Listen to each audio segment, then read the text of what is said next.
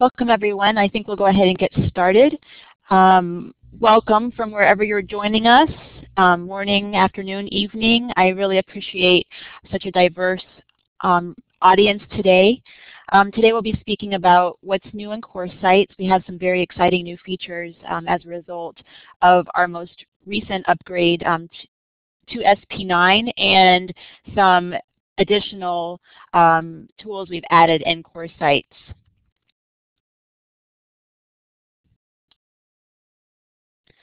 So today I'll be starting out with an introduction, and then we'll be discussing the content editor and WileyPLUS, and then I'll pass it over to Nina, who will be discussing the roster and the blog feed, and then we'll end with questions.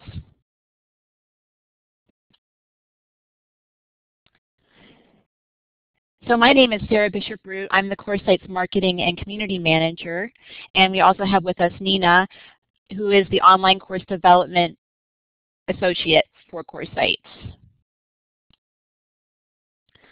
So I'm going to start off by talking about the content editor, but first I want to make sure everyone can hear me okay.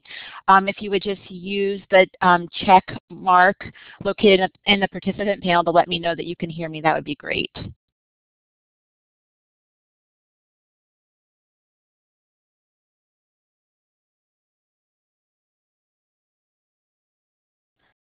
Wonderful. It looks like everyone can hear me okay.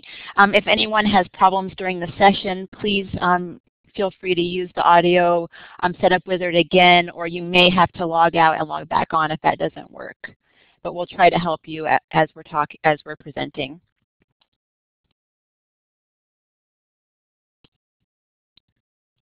So the content editor, which was previously known as the visual text box editor, this applies to both you and your students, so it's very important to let your students know about this change as well.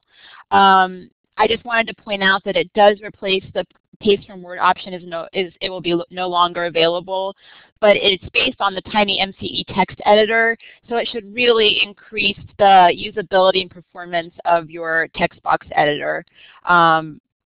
We've created a training document, which you'll find at this link if Nina will post it into the chat. It will show you a comparison of how the text box editor looked before and how the content editor looks now. And it's very exciting as well because this feature is not yet available in Core Blackboard Enterprise, but we're able to have it in CourseSites. They're doing a testing still with the group, so we're very lucky to have it now in CourseSites. So a couple things I wanted to point out about the content editor is what you'll see when you go in to create content is this collapse view will automatically pop up, and you can expand it, and you will see the expanded view looks like this. And you see on the edge where this arrow is, this is where you are able to collapse and expand it.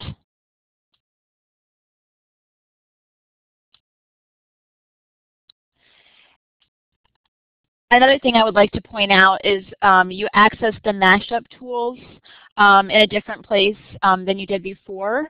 And I've just highlighted here where you'll find them. And so just click and you'll see the list of mashup tools to access to add to your content. Also with this change, we have a even better math editor. And so I've also kind of pointed out here where you go into the FX and you'll see that it pops up the math editor where you can create math equations.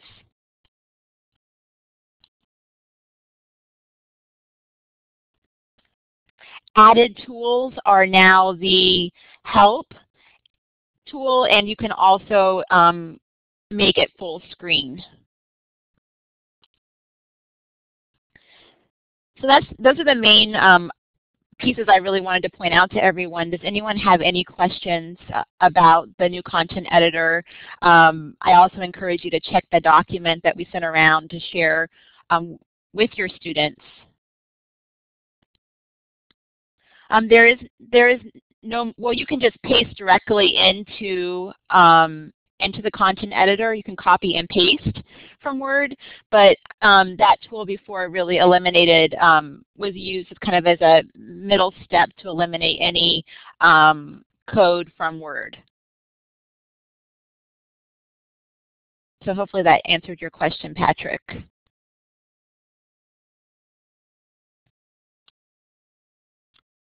So now I'm going to move on to WileyPLUS, which we recently had a webinar about, and we had a faculty member present the webinar. So I'm going to point you to that, but I just also wanted to review for those of you that weren't able to attend that webinar, just about where to find WileyPLUS in CourseSites.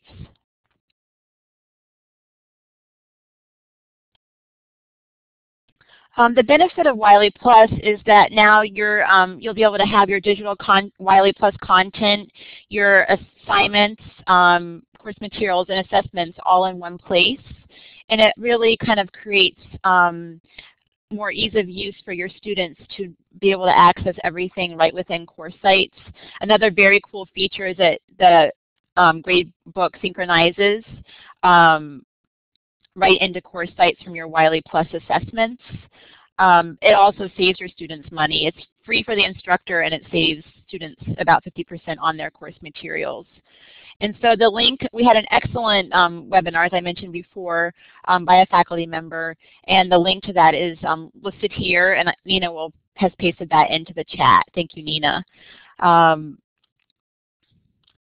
moving on, in order to find, if you want to add WileyPLUS into your course, you first go to Customization on the navigation menu and go to Tool Availability, and you just need to put a check mark by WileyPLUS to make sure it's available in your course tools.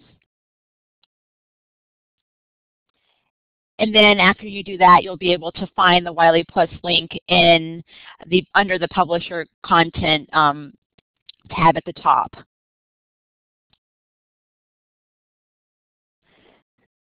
So in order to pair your course with a WileyPLUS textbook, you just select the Browse. And so before in the previous slide, I showed you that when you click the Publisher Content tab and choose WileyPLUS, it'll take you directly to this immediately to get set up.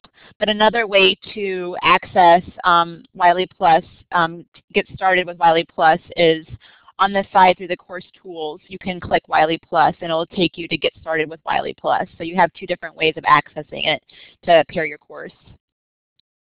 It'll take you to this form, and I just wanted to point out for CourseSites users, in the institution field, feel free to put CourseSites. It just basically goes to support people who give you the code for your textbook. So next I'm going to pass it over to Nina, who's going to present about our new exciting enhanced roster, which was directly influenced by our experience with the open course we recently had. I just want to say before I pass it over to Nina that it's very exciting that we can be so impacted by our users, and we appreciate all of your feedback to really make CourseSites better. So now I'll pass it over to Nina. Okay, so hello everyone. I will be going over some of the newest tools in CourseSites that are a direct result, like Sarah has just mentioned, from our user feedback. So thank you again to those who have provided us with some feedback, and please continue to do so because we are listening. I will be covering the newly enhanced course roster first, so let me go ahead and share my screen with everyone and jump into CourseSites so we can actually see the newly enhanced roster tool and some of its functionality.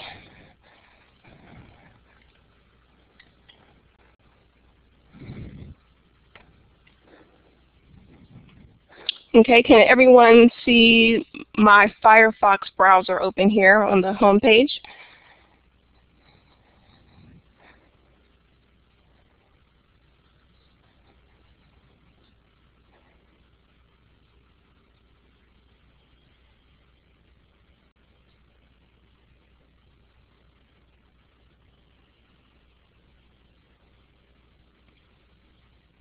Okay, what about now?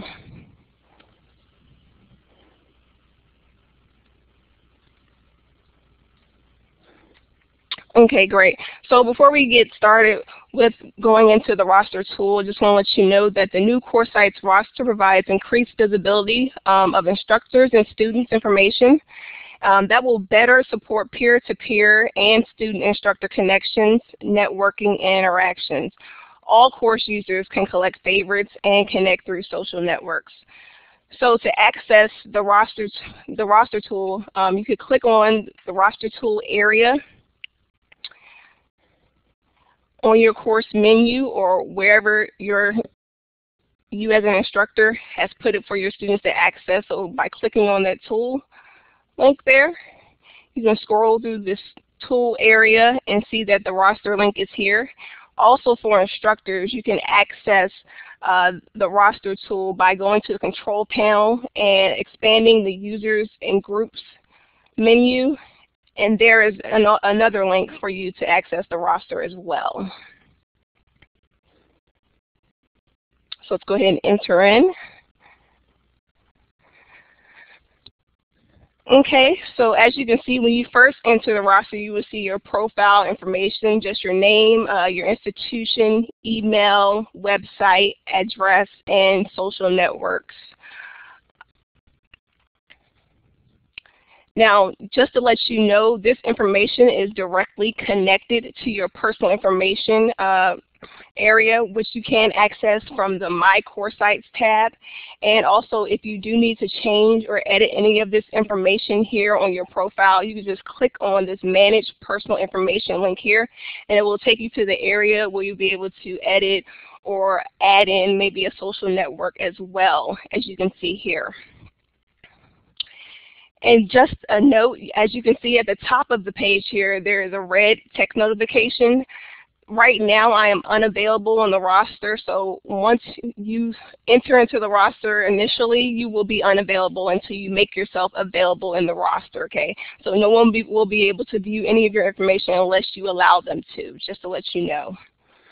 So to allow them to look at any of your information, you want to click on the Show in Roster here, which will make me available. And then these share buttons next to each of your profile information, you can pick and choose what you want to share with individuals in your course and what you do not want to share with either.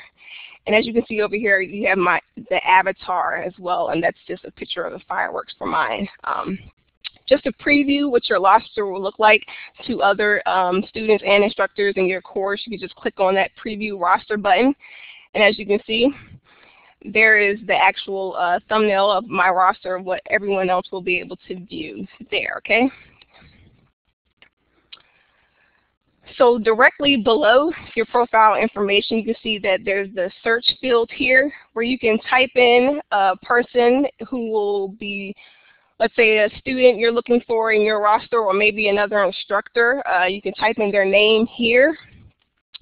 And information will appear directly below the return search results of the roster view, okay? So moving on to below here, next you will be able to view your profiles of different users, of your instructional staff, and of the students and guests that are within your course.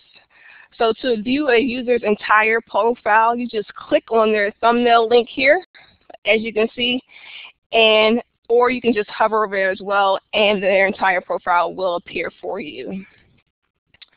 Another good thing about the roster is that you can add, you have the option of adding favorites. So right now my favorite section is empty, so I can just click on this grayed out star next to their name, either here on the actual profile or on the thumbnail view as well, as you can see here. And it will directly add those users to favorites. And you can do the same thing if you want to remove one of your users from favorites as well. You just click on that gold star and it will move them back into the regular profile section. Another option for your roster is that you can sort users on the page up here by your last name, first name, email, role, and institution, as well as in the ascending or descending order. And finally, use the profile and list toggle button here to change the roster view. So if you click on this list view here, you will see that now instead of the thumbnails that appear, all of your users, instructors, and students are listed in the list view, okay? So to review, the CourseSites roster provides increased visibility of the instructor and student information, and it also allows you to collect favorites and further connect with others through social networks. Are there any questions about the roster before we move on to the next section?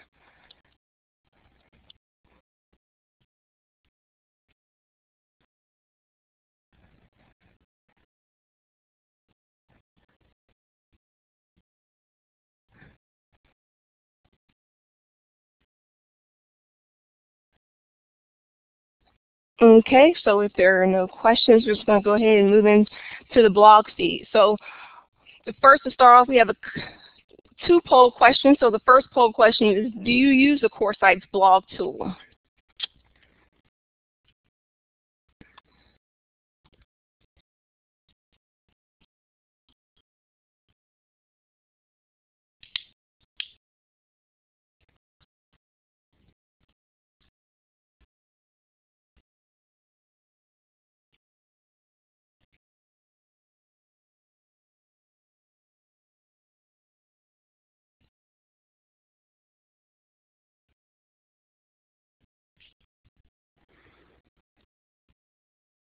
Okay, so it looks like the majority of the participants in this section do not use the blog tool, so hopefully that will change.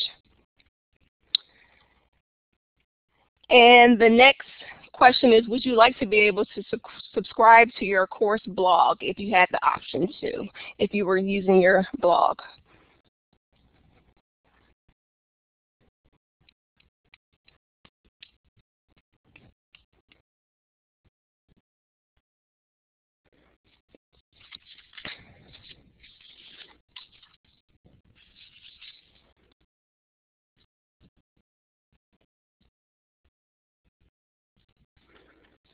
Okay, so it looks like a majority would like to, so that's great.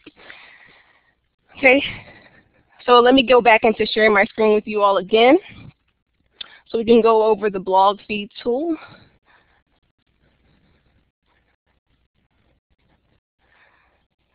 So as some of you may or may not know, in the month of May, CourseSites offered an open course that was taught by a University of Indiana professor, Dr. Kurt Bonk.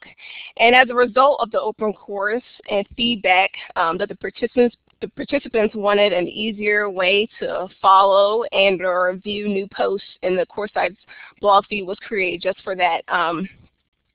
The course blog feed intends to better connect instructors and students with course information by providing a continuous feed from all blogs, which you can use within the course or outside the course in a RSS or Atom feed, okay?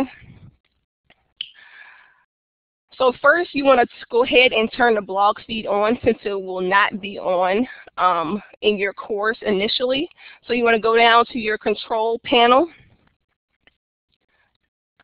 Under customizations, expand that, and you want to click on the tool availability link here. Okay, so you want to find the blog feed tool there and make sure that box is checked to make it available. Okay. Now for access to the blog feed, you can add it to your course menu by going up here to the top and clicking that plus button and adding a tool link. And as you can see, it's right there and it'll appear in the type in that drop-down menu, and you can name it whatever you may desire for your students to be able to gain access to it. Okay. So as you can see, it's already here on my course menu, so I'm going to go ahead and click on that. And also when you do, just want to make sure I mention this again, also when you do make this tool available, it will be in the tools area as well. So there it is again for your students to access.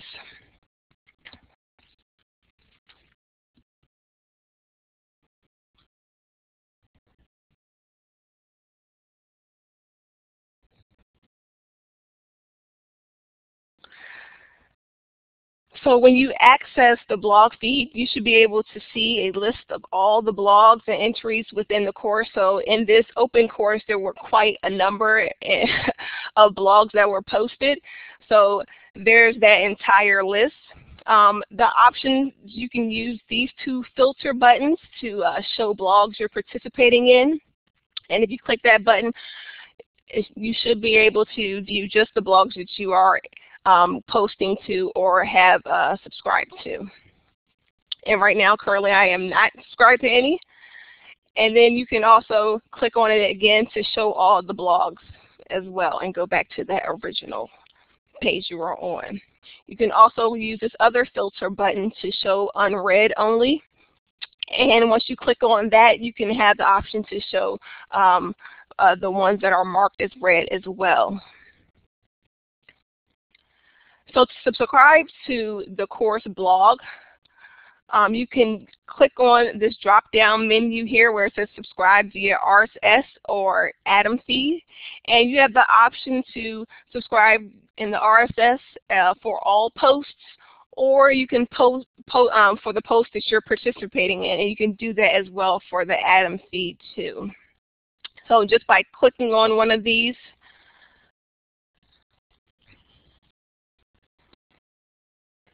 it will take you to the page where we'll ask you to subscribe to this feed using, and you have the option to use the live bookmark that will be within your browser or internet browser, whichever that you may use, Internet Explorer or Firefox or Safari for those who use Mac, as well as you can have it in linked into your Microsoft Office Outlook. And you have the option to choose your own application if you have a a reader on your desktop, and as well as the Google and the My Yahoo reader as well. And then after that, of course, you just click on the subscribe now button, and all those blog entries and posts will be available for you. So in review, the CourseSites blog feed intends to better connect you with your students with the course information by providing a continuous feed from all the course blogs, which you can view within or outside of your course using the RSS or Atom feed. So are there any questions regarding the blog feed and any other things that we have covered today in session, including the Wiley and the text editor?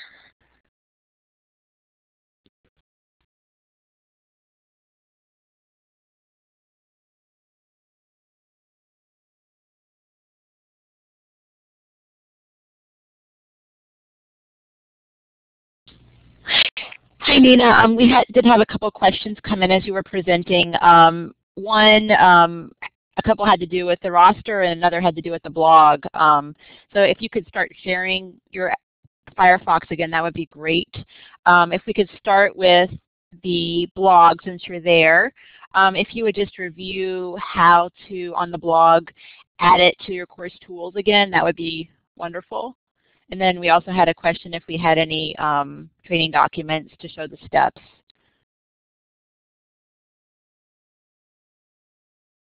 Which I don't think we have created yet, but we will, and we will email it out.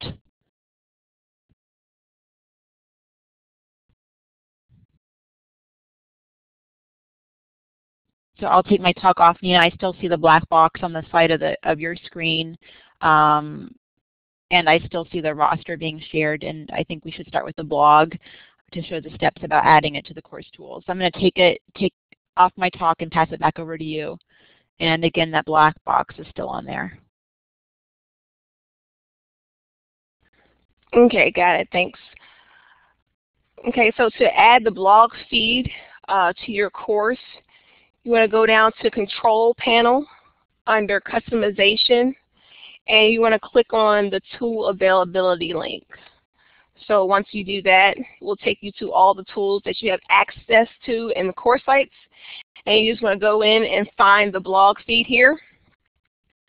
And you want to make sure, usually this button this check button will not have a check in it, so you want to make sure that it's checked to as on and available in your course there, okay? And then you want to go up here and then click Submit. And then the tool will be available in the tool area. So if you have a regular tool area, mine says More Tools here on the course menu. You can go ahead and click on that, and you will be able to see the blog feed there.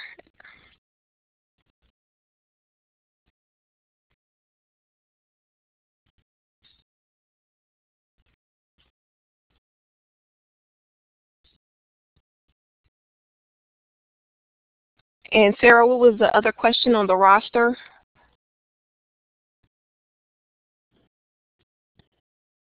I just wanted to clarify a couple of questions that came up about the availability of this in our core product, Blackboard 9.1 SP9. In CourseSites, we're able to kind of do a lot of innovative things and kind of advancements on our own separate from the core product. So what SP9 has done is it's allowed us to bring in the new content editor, although it's not available yet for everyone. I think we're just able to test it out in CourseSites, but that should be available in the near future for everyone. And then the other tools that we're showing today, the blog feed and the roster, those were just tools that we were able to innovate within CourseSites as a result of direct feedback from our users.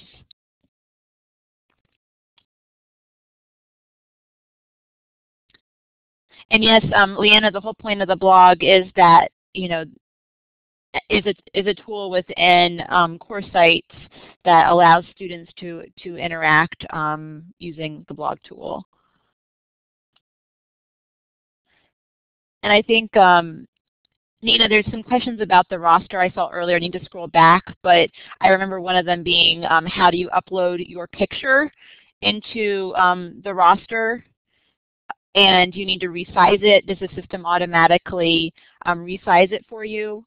I'll take off my talk and you can show them how to do that.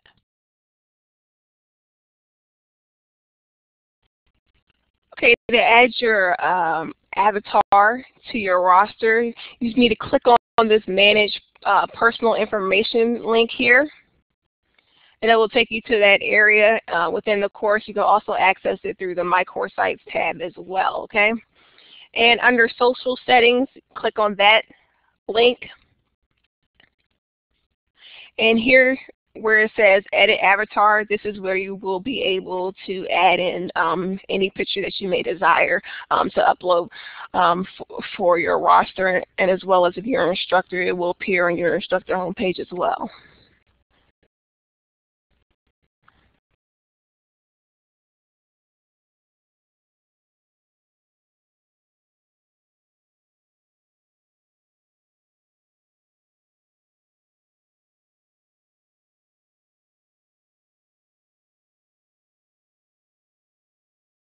I'm just scrolling back, everyone, to see if I've missed any questions. Please let me know if I have. Maybe what I can do is we can try, I'm going to do an experiment and just put everyone's audio on, so feel free to speak up if I'm missing something. We'll try it that way, but I'll also scroll back.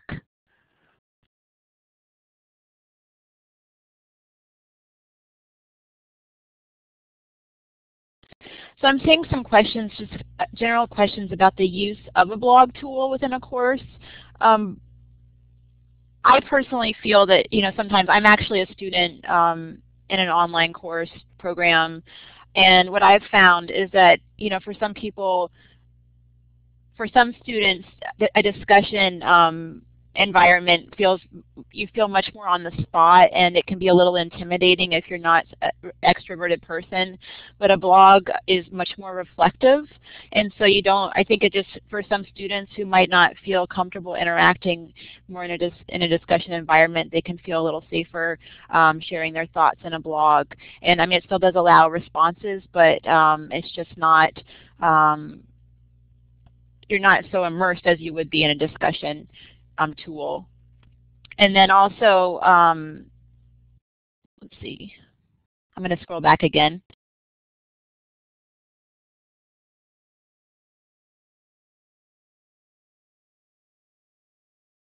Oh, I wanted to address, people are asking the difference between using the blog tool within the system versus an external blog tool. And I think for a course, whether you're teaching in K-12 or higher ed, sometimes there's, some people often do decide to use external blog tools, but there is benefits about having all of your tools in one place for easier access and not really making your students have to leave the system, and also you're able to include assessments on the blog within your rubrics right in the course itself. So that's another benefit.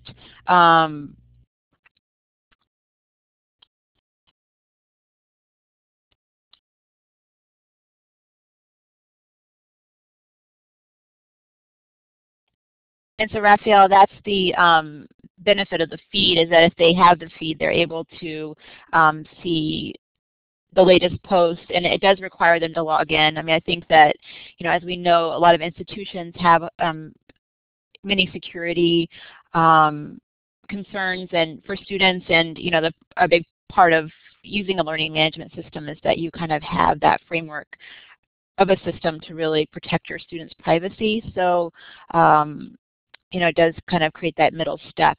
You have the feed, they can see the feed and the news post, but then it'll just require a login in between.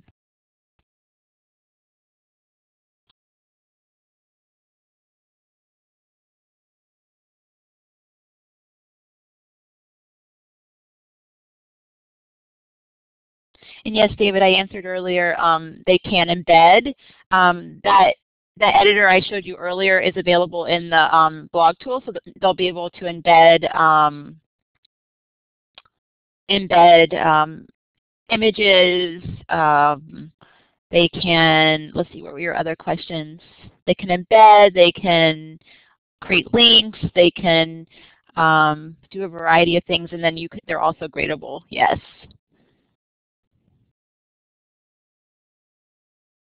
And the blog feed is not full text. It just kind of gives you the title of the blog and the first few sentences, I think. Nina can flip back and show you that view if you'd like to see it again.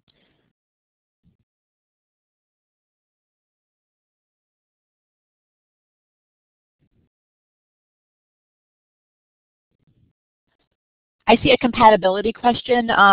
It should be compatible with the latest Mac operating system. So if you are having a problem, please email me to let me know exactly what's going on so we can troubleshoot for you. My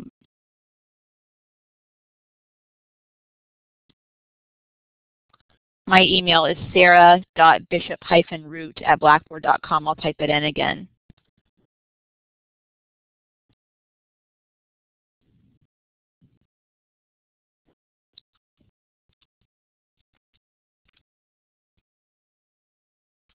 And again, we're constantly posting up our webinars and resources on YouTube. We have a CourseSites YouTube channel on Twitter. We're really trying to use Twitter more as a way to give quick tips throughout the school year for instructors to adopt tools that might be relevant to that time of their course. And just whatever we can do. We also really like to listen to feedback, so please feel free to reach out to us. You impact what we do, and we're really appreciative that you're able to use CourseSites to make an impact with your students. So we thank you for your time today, and again, reach out to us anytime if we can be of support to any of you in your endeavors. Thank you so much.